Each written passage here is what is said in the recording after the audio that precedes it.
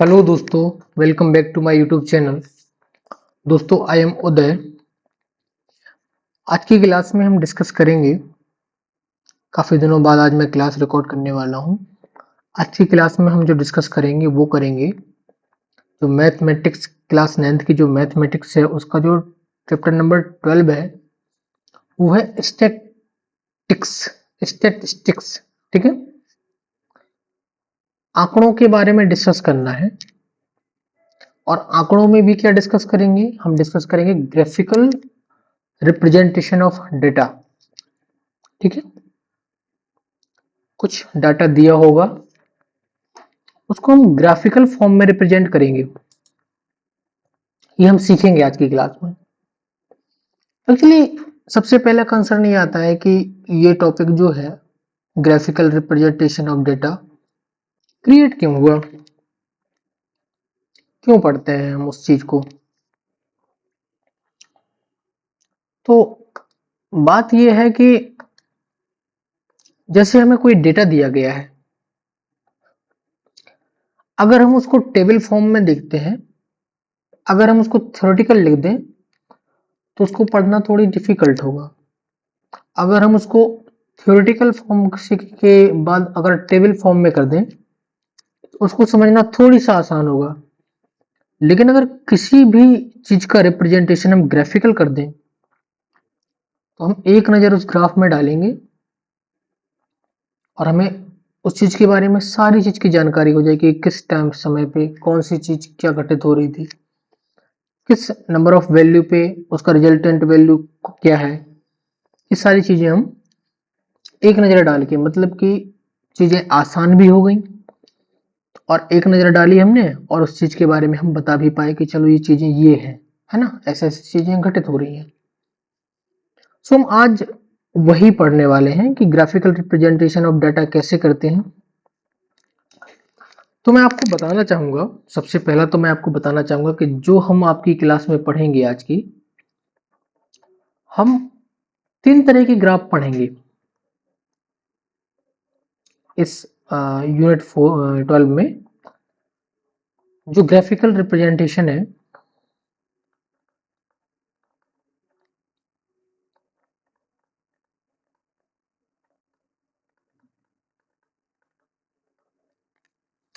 उसमें हम 3 तरीके के ग्राफ पढ़ने वाले हैं। सबसे पहला हम पढ़ेंगे बार ग्राफ। अभी मैं आपको एक एक चीज के बारे में डिस्कस करके बताऊंगा, ठीक है। दूसरा हम पढ़ेंगे हिस्टोग्राम।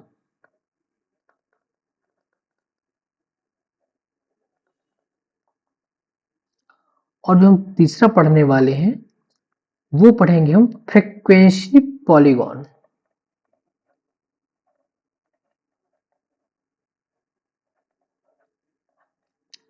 ठीक है। तो ये चीजें हम आज की क्लास में पढ़ने वाले हैं। अब सबसे पहले बात आती है कि बार ग्राफ क्या होता है, उसका डिजाइन कैसा होता है। तो बार ग्राफ है जो, वो इस तरीके का एक ग्राफ होता है। देखो, ये एक बार ग्राफ है। इसमें क्या होगा, कोई डेटा है, किसी पर्टिकुलर समय पीरियड पे वो किस लेवल पे था, नंबर ऑफ स्टूडेंट क्या थे। इसमें फ्रीक्वेंसी नहीं दी गई होती है, इसमें वेरिएशन नहीं होता। एक फिक्स्ड टाइम पे फिक्स्ड डेटा दिया गया होता है या फिक्स्ड वैल्यू पे फिक्स्ड डेटा दिया गया होता है। तो हम उसको रिप्रेजेंट करते हैं किससे? बार ग्राफ से।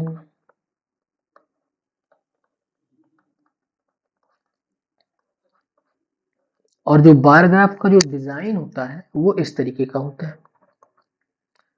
जनवरी में नंबर ऑफ स्टूडेंट, किसी स्कूल का डेटा दिया गया है ये, या फिर मैं ये कहूँ कि किसी कोचिंग क्लास का डेटा दिया गया है ये,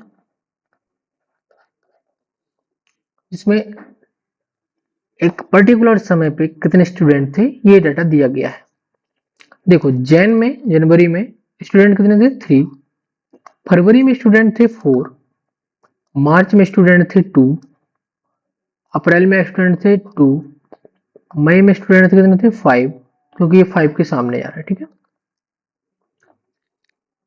तो जो भी ग्राफिकल रिप्रेजेंटेशन इस तरीके का होगा उसे हम क्या बोलेंगे, उसे हम बोलेंगे बार ग्राफ। ठीक है, शायद आपको बात समझ में आई होगी। अब दूसरा कैटेगरी क्या आता है, दूसरा कैटेगरी आता है हिस्टोग्राम।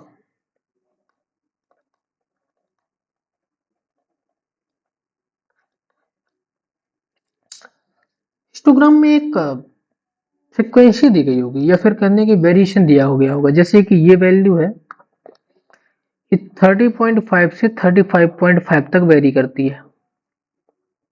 अब इसमें 31.5 भी है, 32.5 भी है, 33.5 भी है, 31 है, 32 है, 33 है। तो जो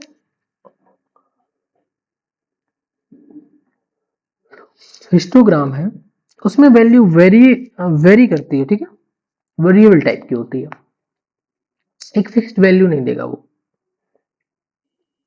तो हिस्टोग्राम ऐसे ड्रॉ होता है। हिस्टोग्राम का जो डिजाइन है वो ये है, कुछ नंबर ऑफ स्टूडेंट हैं और वेटिंग क्लास है। तो 30.5 टू 35.5 किलोग्राम के जो नंबर ऑफ स्टूडेंट है वो है 8 और 10 के बीच में, मतलब 9 स्टूडेंट ऐसे हैं, 9 स्टूडेंट ऐसे हैं जिनका वेट 30.5 से 35.5 तक है। तो हिस्टोग्राम क्या है, हिस्टोग्राम में डाटा वेरी करता है। ओके, तीसरा चलते हैं फ्रीक्वेंसी पॉलीगॉन। फ्रीक्वेंसी पॉलीगॉन का जो डायग्राम होता है वो ये होता है, इसे कहते हैं फ्रीक्वेंसी पॉलीगॉन।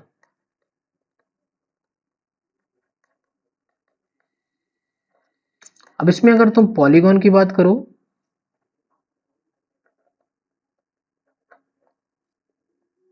तो ये पॉलीगॉन बनेगा A B C D E F G H,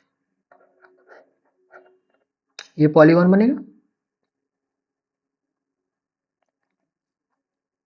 ठीक है, इसमें मीन वैल्यू फाइंड करते हैं और पॉलीगॉन का जो डायग्राम है फ्रीक्वेंसी पॉलीगॉन का वो इस तरीके का बनेगा। हिस्टोग्राम से थोड़ी सा रिलेटेड होता है फ्रीक्वेंसी पॉलीगॉन। ठीक है, तो सीधे अपने सवाल की ओर चलेंगे। एक्सरसाइज नंबर 12.1 को डिस्कस करता हूं मैं। एक्सरसाइज नंबर 12.1 में क्वेश्चन नंबर फर्स्ट पे चलता हूं। आज की जो पीपीटी है मैंने हिंदी और इंग्लिश दोनों मीडियम की बनाई है, सो हिंदी मीडियम वाले भी पढ़ सकते हैं इजीली। ओके, थोड़ी सा इंग्लिश तो पढ़ना आपको सीखनी पड़ेगी, क्योंकि इंग्लिश का यूज आपको बार बार करना है और हायर क्लास तक करना है, और सारे एग्जाम होते हैं उसमें अगर तुम इंग्लिश में अच्छे हो थोड़ी सा तो प्रॉफिट मिलेगा आपको। स्टैंडर्ड बुक है वो इंग्लिश में अवेलेबल होती हैं, तो थोड़ी सा फायदा है इंग्लिश वालों को, तो थोड़ी सा इंग्लिश अच्छी करके रखना। ओके, क्वेश्चन नंबर फर्स्ट है, a survey conducted by an organization. किसी एक ऑर्गेनाइजेशन के द्वारा एक सर्वे कंडक्ट किया गया है for the cause of illness and death among the women between the age of 15 to 44। क्या डेटा क्या है कि इलनेस और डेथ 15 से 44 साल की वुमेन्स का इलनेस और डेथ का कॉज दिया गया है, उसके बारे में डेटा है world wide. Found the following figure, कुछ फिगर डिस्कस करने से इसके बारे में। सो हम देखते हैं इसमें डेटा क्या क्या दिया गया है। ये तो सीरियल नंबर है, इससे कोई मतलब नहीं है। पहला दिया गया है कि डेथ और इलनेस का कॉज क्या है और फीमेल फर्टिलिटी रेट क्या है, कितने परसेंट फीमेल किस चीज से बीमार होती हैं या मृत्यु होती है उनकी, ये दिया गया। तो रिप्रोडक्टिव हेल्थ कंडीशन में 31.8% वुमेन अफेक्टेड है। न्यूरो साइकियाट्रिक कंडीशंस जो होती है उसमें 25.4% वुमेन्स अफेक्टेड है। इंजरीज है, जो इंजरीज में 12.4% वुमेन अफेक्टेड है। कार्डियोवैस्कुलर कंडीशन में, कार्डियोवैस्कुलर कंडीशन होती है जो, उसमें 4.3% अफेक्टेड है। रेस्पिरेटरी कंडीशन, अगर श्वास से रिलेटेड कोई भी मर्ज है तो उसमें 4.1% लेडीज कंडक्टेड है, और अदर कॉजेज में 12.22% लेडी अफेक्टेड है। तो इसमें जो सबसे पहला पूछा गया है वो ये है कि represent the information given above graphically. तो सबसे पहला ये कहा गया है कि इसका ग्राफ बना के दिखाओ। तो मैंने ग्राफ बनाया, ये ग्राफ में इस साइड बना, एक्स एक्सिस में लिया मैंने कॉज, और वाई एक्सिस में जो लिया है मैंने लिया है वो फैटेलिटी रेट। ठीक है, फीमेल फैटेलिटी रेट।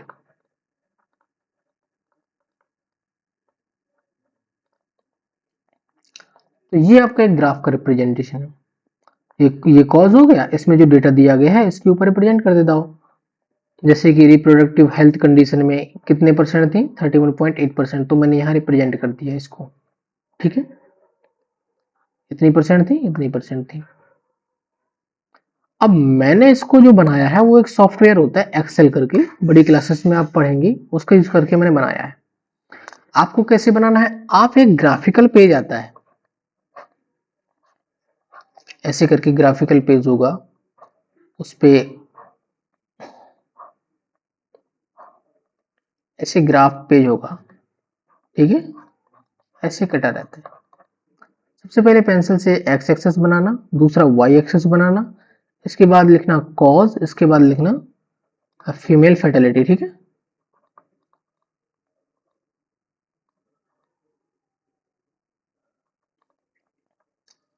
और इसमें जो मेजरमेंट लेना वो लेना कि 1 unit is equal to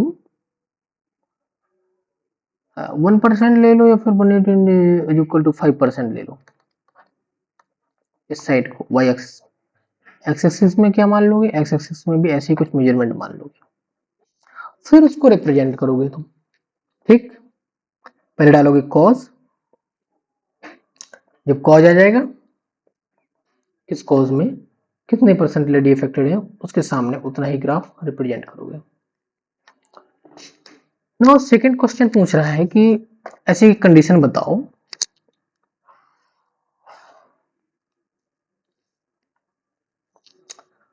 which condition is major cause of women's ill health and death worldwide। सबसे बड़ी कह रहा है कि कॉज क्या है, सबसे बड़ी कॉज क्या है, सबसे ज्यादा परसेंटेज जिसमें डेथ होगी, फर्टिलिटी होगी, तो 1.31% सबसे हाईएस्ट है। तो इसका कॉज क्या है, कॉज है रिप्रोडक्टिव हेल्थ कंडीशन। ठीक है, क्या कॉज है, कॉज है रिप्रोडक्टिव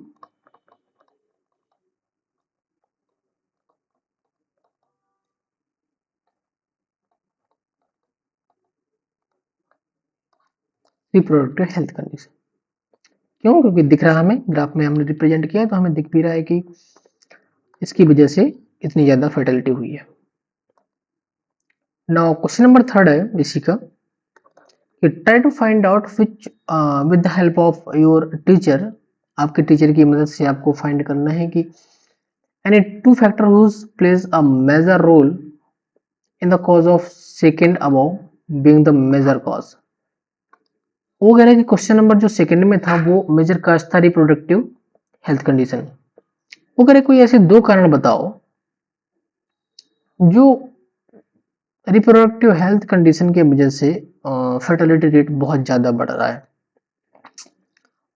तो उसमें ये हो सकता है, अगर आप डिस्कस करें कि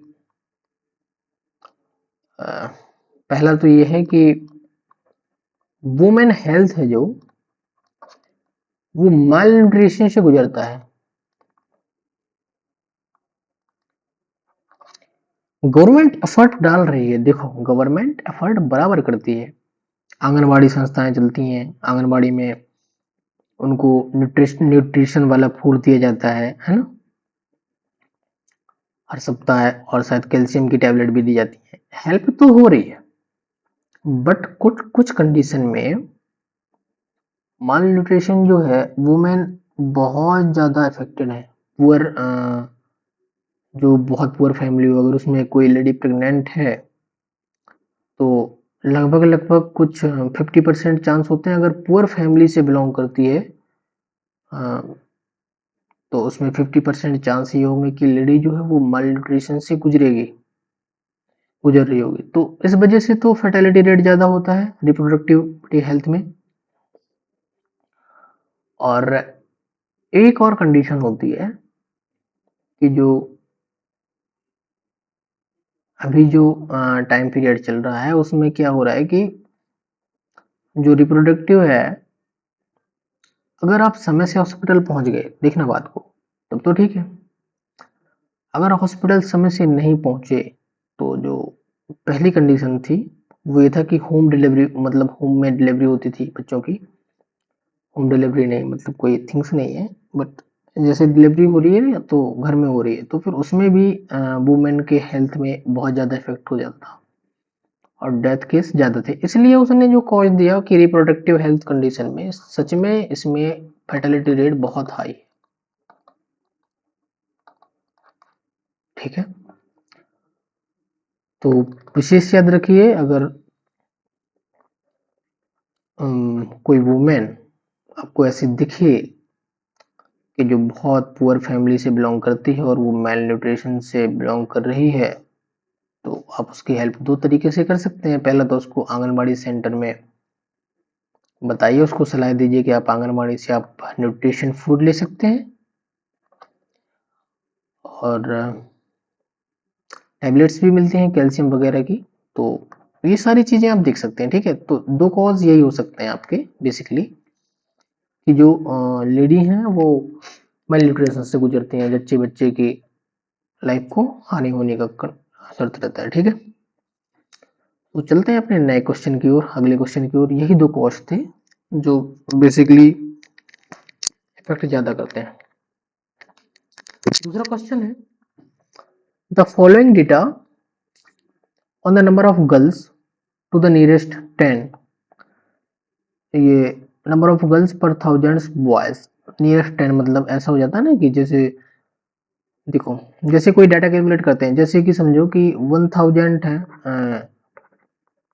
1 लाख बॉयज हैं और 977 ऐसे करके गर्ल्स हैं, तो पर थाउजेंड्स में अगर निकालोगे तो 977 ऐसे करके, तो ये पॉइंट में निकलेगा। लेकिन गर्ल्स पॉइंट में थोड़ी होगी भाई, किसी गर्ल्स को हाफ थोड़ी काउंट करोगे, तो इसको 10 के अप्रोक्सीमेटली काउंट कर रहे हैं। कि जैसे हमारी वैल्यू आ रही है 9.5, तो या तो 9.56 है तो 10 ले लो, और 9.4 है तो फिर उसको 9 ही ले लो। ऐसे करके अप्रोक्सीमेटली 10 के नजदीक चल रहा है। ठीक है, उसने ऐसी काउंटिंग दी है कि the following data on the number of girls to the nearest 10 per thousands boys is the different sections of the Indian society is given below। एक बात बताऊं, अगर ये चैप्टर आप सच में अच्छे से पढ़ोगे ना तो आपको ये फ्यूचर दिखा रहा है। और याद रखना, कुछ डेटा ऐसे होते हैं, जैसे मैं बीटेक कर रहा था जब, तो उसमें जो एक था प्रोडक्शन सब्जेक्ट होता है, एक प्रोडक्शन, उसमें बिजनेस के बारे में, जैसे कोई चीज, जैसे इलेक्ट्रिसिटी प्रोड्यूस हो रही है और उस फैक्ट्री का जो इंस्टॉलेशन है, उसको जो डेटा दिया गया होगा ना क्वेश्चन में, तो वो लगभग लगभग देखो, परफेक्टली नहीं कह सकते कि किसी का प्रैक्टिकली डाटा है वो, बट लगभग 95% केसेस में ऐसा होता है, जो डेटा होता है ना वो रियल कंडीशन से रिलेट करता है।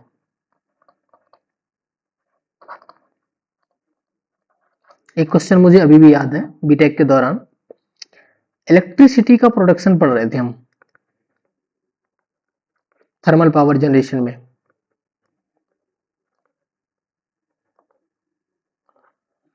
अब जैसे जो बिजली है ना, इसका प्रोडक्शन पढ़े, तो उसके जो डेटा दिए गए थे वो लगभग लगभग किसी ना किसी फैक्ट्री का एक डाटा होता है कि भैया इतना इंस्टॉलेशन कॉस्ट आया, इतनी की लैंड खरीदी, है ना, इतना हमने लेबर चार्ज दिया, इतनी की मशीनरी खरीदी, फिर कोयला इतने का लाए, वाटर का इंस्टॉलेशन इतना हुआ, फिर उससे स्टीम बनी, फिर उससे टरबाइन घुमाया, फिर उससे इलेक्ट्रिसिटी बनी, पूरा ऑल ओवर कॉस्ट निकाल के फिर उसमें ये निकालेंगे कि कितनी इलेक्ट्रिसिटी प्रोड्यूस हो रही है, फिर हम निकालेंगे कि प्रोडक्शन कॉस्ट कितना जा रहा है उस चीज का, एक यूनिट बिजली कितने में आई, फिर हम ये निकालते हैं कि उसकी जो बेच रहे हैं हम वो किस रेट में बेच रहे हैं, और सारी चीजें। तो वो जो डेटा होता था लगभग लगभग रियल वर्ल्ड से रिलेटेड होता था, ठीक है।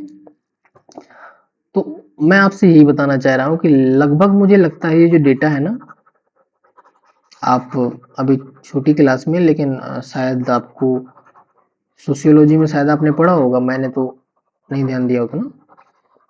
सोशियोलॉजी में शायद आपने पढ़ा होगा कि जो हमारा सेक्स रेशियो है ना,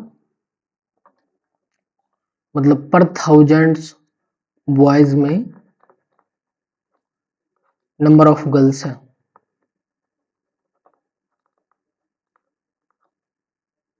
का जो रेशियो है वो लगभग लगभग डेटा जो आपका दिया गया है वो रिलेट कर रहा है, ठीक है। तो इसमें क्या दिया गया है इस क्वेश्चन में, अब इस क्वेश्चन के बारे में बात करते हैं कि जो इंडियन सोसाइटी में है, जो अगर अगर एसटी एक एससी कैटेगरी है, अगर उसमें पर थाउजेंड बॉयज में गर्ल्स देखें तो उसमें 940 गर्ल्स है, 940 गर्ल्स, ठीक है। दूसरा आता है कि जो शेड्यूल्ड ट्राइब है, ठीक है, उसमें अगर पर थाउजेंड बॉयज में गर्ल्स देखें तो कितनी है, 970, ठीक है। दूसरा डेटा हो गया। अब बात आती है कि हम non S C S T की बात करते हैं, तो उसमें जो पर थाउजेंड बॉयज में जो गर्ल्स हैं वो है 920। फिर आता है बैकवर्ड डिस्ट्रिक्ट्स में जो है, जैसे जो बैकवर्ड डिस्ट्रिक्ट्स हैं अगर उनमें ऑल ओवर देखें पूरी पॉपुलेशन में, ठीक है, उसमें जो सेक्स रेशियो है वो पर थाउजेंड बॉयज में 950 गर्ल्स हैं। और non backward district, backward district हो गया एक, नॉन बैकवर्ड डिस्ट्रिक्ट, अगर कोई नॉन बैकवर्ड डिस्ट्रिक्ट है, इसको कैसे डिसाइड कर दिया कि नॉन बैकवर्ड है कि बैकवर्ड है। देखो, जिसकी पॉपुलेशन जिस डिस्ट्रिक्ट में ज्यादा होगी तो उसको वही मान लेते हैं हम कि बैकवर्ड है। देखो, बैकवर्ड पॉपुलेशन ज्यादा है तो बैकवर्ड पॉपुलेशन ज्यादा होगी, ठीक है। ऐसे करके ये डाटा दिया गया है, ये है कि पर थाउजेंड बॉयज में उस पर्टिकुलर सेक्शन में, रूरल में अगर पर थाउजेंड बॉयज में देखोगे तो 930 लड़कियां हैं, अर्बन में वहीं जाओगे तो 910 लड़कियां हैं पर थाउजेंड बॉय में। तो ये एक डेटा दिया गया है, ठीक है। अब इस डेटा में वो कह रहा है कि इसको ना ग्राफिकल रिप्रेजेंटेशन करो इस डेटा का। उसने पहले बार पूछा, पहले पूछा कि represent the information above by a bar graph. Bar graph से इस इंफॉर्मेशन को रिप्रेजेंट करो। तो मैंने बार ग्राफ बनाया। एक्स एक्सिस में मैंने लिया सेक्शन, किस सोसाइटी से बिलोंग कर रहा है, और ये जो डेटा था ना ये वाला सेक्शन, ये इसको लिया मैंने एक्स एक्सिस पे, इसको लिया हमने वाई एक्सिस पे। पहला नंबर है शेड्यूल कास्ट, सेम वैसे रिप्रेजेंट किया, schedule caste, schedule tribe, non S C S T, backward district, non backward district, rural district और अर्बन डिस्ट्रिक्ट। तो मैंने भी सेम रिप्रेजेंट किया है, schedule caste, schedule tribe, non S T S T, backward district, non backward district, rural district और urban district, ठीक है। बात आएगी इसमें। अब क्या लेंगे, वाई एक्सेस में ले लिया number of girls, girl in पर थाउजेंड बॉय, ठीक है। बस वही रिप्रेजेंट कर दो, डेटा पुट कर दो। तो अब वो डेटा है। अब अगर इस ग्राफ को तुम देखो तो वो तुम्हें टेबल पढ़ने की जरूरत नहीं पड़ेगी, तुम सीधे डेटा बता दो। वो कोई कहेगा रूरल में गर्ल्स रेशियो कितना है, तो वो 930 है पर थाउजेंड बॉय में, अर्बन में 910 है। तो ये हो गया क्या, आपका बार ग्राफ रिप्रेजेंटेशन, ठीक है।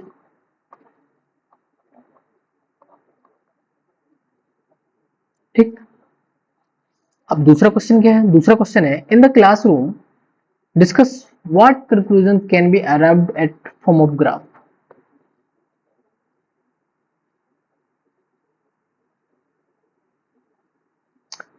जहां से आप क्या निष्कर्ष निकाल सकते हैं?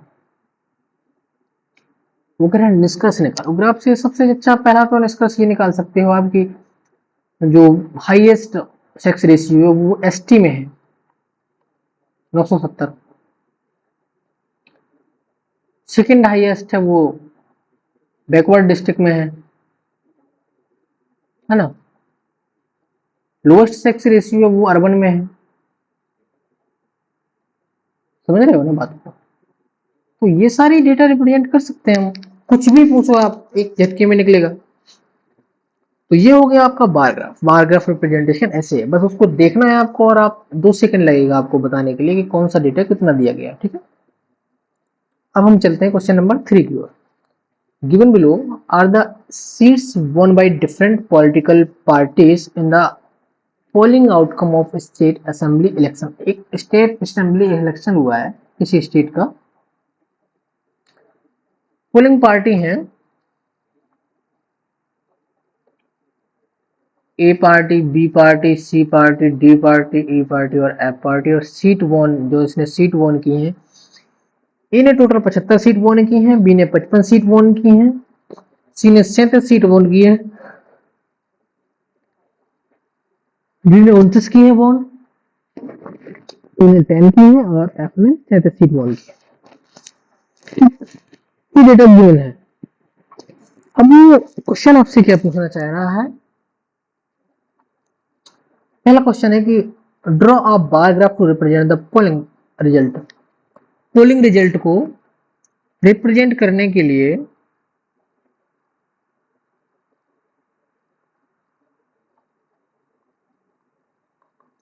बार ग्राफ ड्रॉ किया।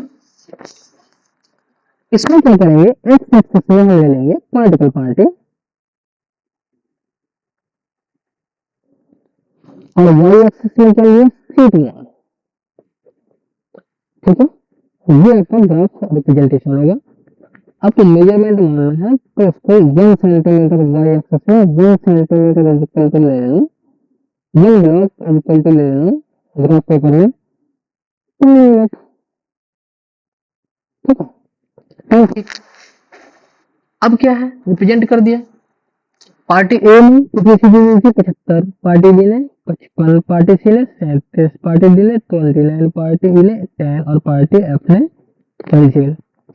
अब इसी में कैलकुलेशन पूछेगा विच political party one maximum number of seat. भैया तुम सही बताओ, तुम्हें डाटा पढ़ाना पड़ेगा। सबसे बड़ा ग्राफ किसका है, इसका। तो कौन सी पार्टी ने मैक्सिमम सीट वन की, पार्टी ए ने। एक नजर में बता दोगे, देखते हैं। Question number 3। अब हम चलते हैं क्वेश्चन नंबर 4 की ओर। क्वेश्चन नंबर 4 क्या है, the length of 40 level leaves. देखो ये पत्तियों के बारे में आज डिस्कशन किया है इसमें। Length of 40 leaves of a plant are measure correct to 1 millimetre. एक माइक्रोस्कोप नहीं होता, माइक्रो गेज होता है एक, उससे आप मिलीमीटर की चीजें नाप सकते हैं, ठीक है। इतना प्रीशियस नापा गया है कि 1 मिलीमीटर तक प्रीशियस नाप सकते हैं, मतलब एटलीस्ट 1 मिलीमीटर की कोई कितनी भी पत्ती है ना, लिप्स है, उसको भी उसकी उसने चौड़ाई माप ली, ठीक है। तो वो क्या कर रहा है, 1 मिलीमीटर तक माप सकता है। And the obtain data is presented in the following table. जो आपका ऑब्टेन डाटा है वो फॉलोइंग टेबल में डिस्कस किया गया है। इसमें क्या है, वो कह रहे हैं कि 118 से 126 तक की जो नंबर ऑफ लिप्स है वो 3 है mm लेंथ वाले। 127 से 135 तक की जो लिप्स है वो इतना है। 126 से 127 के बीच में डिस्कस किया नहीं किया ना, सीधे 126 तक फिर 127 तक, 136 से 144 तक इतना इतना इतना इतना करके ऐसे करके उसने डेटा दिया। इसमें पहला क्वेश्चन क्या है कि draw histogram to represent the given data.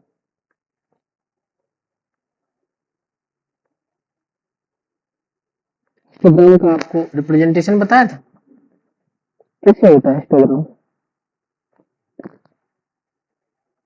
ऐसे करके, ऐसे करके, मतलब ब्रेक नहीं होता, स्पेस नहीं होता। पहले तो हिस्टोग्राम में स्पेस नहीं होता, नो स्पेस।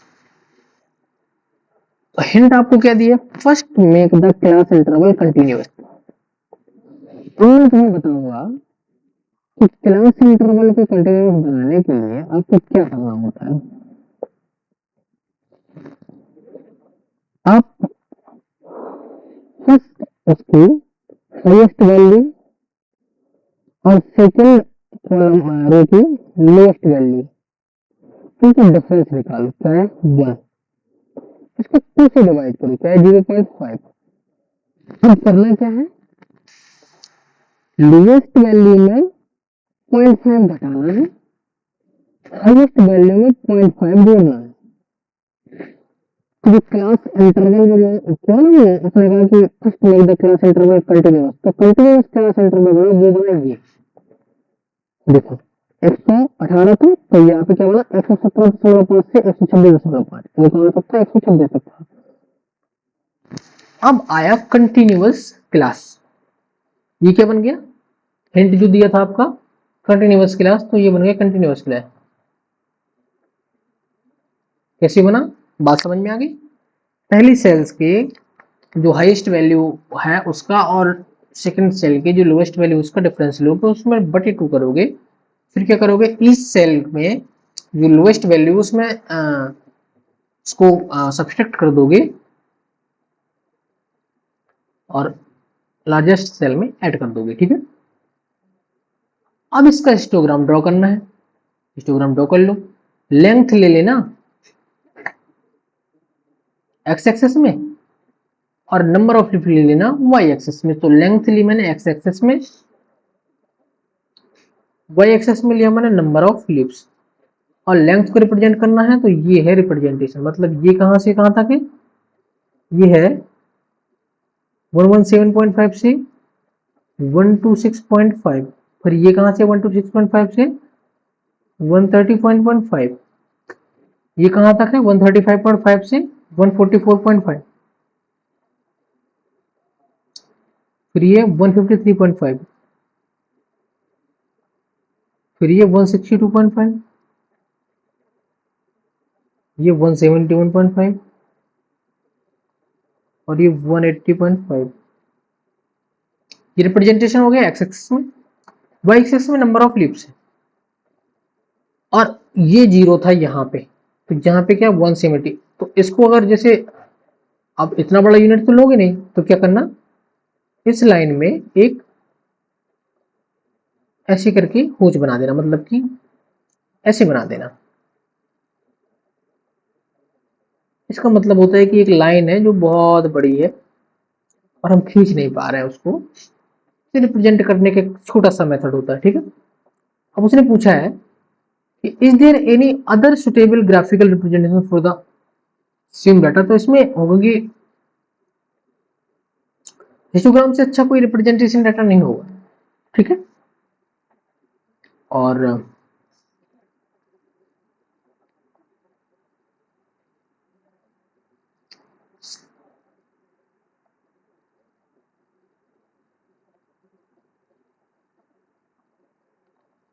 लेकिन अगर इससे भी देखो, ग्राफ जो होता है ना, एक होता है कि कौन सा मेथड था पहला, ग्राफ मेथड था, ठीक है, हिस्टोग्राम हो गया। लेकिन अगर इससे भी बेहतरीन मेथड निकालना है तो अगर तुम फ्रीक्वेंसी पॉलीगॉन निकाल दो ना,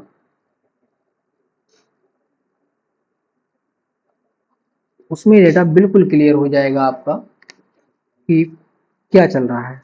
तो इससे बेहतर मेथड क्या हो सकता है, एक तो हो सकता है फ्रीक्वेंसी पॉलीगॉन। तीसरा पूछता है is it correct to conclude that the maximum number of leaves are 153 mm long।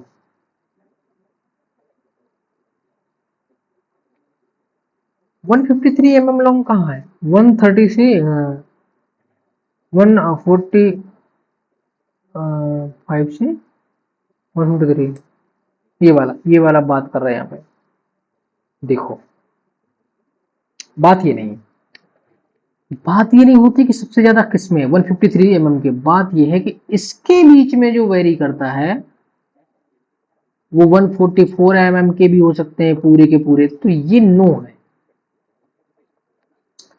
इससे अभी आप डाटा नहीं डिसाइड कर सकते कि सच में 153 mm का ही सबसे मतलब ज्यादा बड़ी लीप्स है, तो ये डिसाइड नहीं कर पाओगे इसमें। ठीक है, अब चलते हैं हम अपने अगले क्वेश्चन की ओर। अगला क्वेश्चन क्या है देखो, अगला क्वेश्चन क्या है, क्वेश्चन नंबर 5।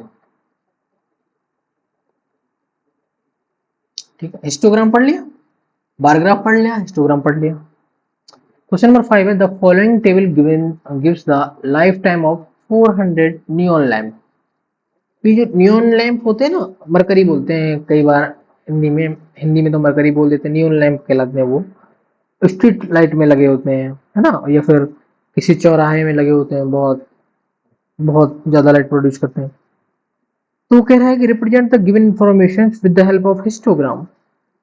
ठीक है, फॉलोइंग डेटा गिवन है, 1400 time of 1400 neon lamp, 400 neon लैंपों का जो डेटा दिया है कि उनकी लाइफ स्पैन कितना है, उसके बारे में दिया गया है। वो कह रहा है कि हिस्टोग्राम से ड्रॉ करो। देखो लाइफ टाइम क्या है, 300 से 400 आवर, 300 से 400 आवर में 14 लैंप है ना, जो 300 से 400 आवर चले हैं। 900 से 1000 आवर्स में 48 लैंप हैं। 800 से 900 आवर जो चले हैं वो 62 लैंप हैं। 700 से 800 जो चले हैं वो 74 लैंप हैं, ऐसे करके। ठीक है, टाइम के हिसाब से दिया गया है, नंबर ऑफ लैंप जिसने इतना टाइम सरवाइव किया है। फिर वो क्या कह रहा है कि represent the given information with the help of histogram. तो मैंने हिस्टोग्राम बनाया एक, ये हिस्टोग्राम है, इसमें इस लाइन को ऐसे कर सकते हो। ठीक है,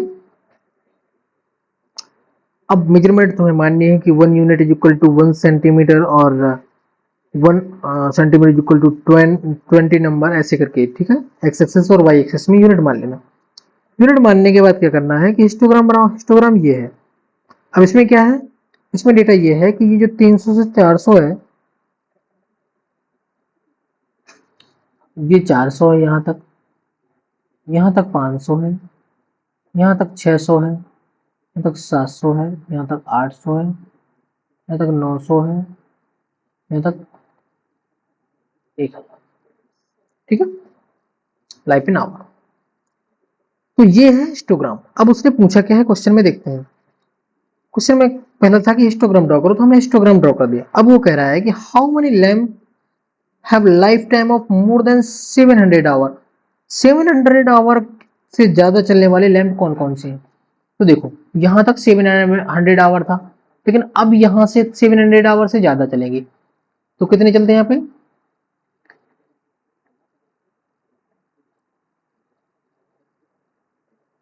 इनको ऐड कर दो।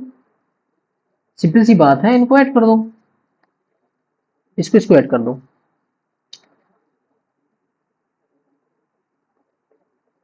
700 आवर से ज्यादा ये तो चलते हैं, इनको जब ऐड करोगे तो क्या आएगा, 6 4 10, ये 100 हो गया, 110 तो यही हो गया, और ये 74 तो 110 प्लस 74 तो कितना हो जाएगा, 184 न्यूटन लैम्प। 184 न्यूटन लैम्प ऐसे हैं जिनका जो लाइफ स्पैन है वो 700 आवर से ज्यादा है। ठीक है, तो ये था आज का क्वेश्चन नंबर 5, ये था हिस्टोग्राम। अगले में चलते हैं। आज के लिए बस इतना ही, आज की क्लास के लिए बस इतना ही। इससे आगे हम पढ़ेंगे नेक्स्ट क्लास में। सो प्लीज यदि वीडियो अच्छा लगा हो तो प्लीज लाइक करिएगा, वीडियो को ज्यादा से ज्यादा मात्रा में शेयर करिएगा, चैनल को सब्सक्राइब जरूर करिएगा। Thank you very much for watching the video, thank you very much.